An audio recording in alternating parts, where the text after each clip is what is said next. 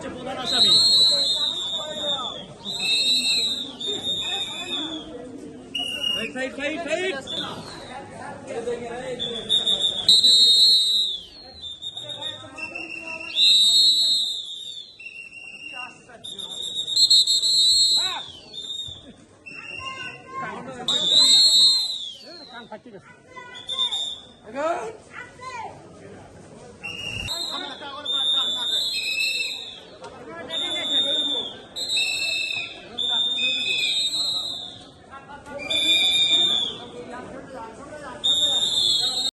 এই মামলাটা নারী ও শিশু বিষয়ক মন্ত্রণালয় থেকে আইনগত সহায়তা দেওয়া হচ্ছে, কিন্তু পাশাপাশি আমাদের বিভিন্ন মানবাধিকার সংগঠনগুলি এই মামলাটাই আমাদের পক্ষে একসাথে আমরা কাজ করছি।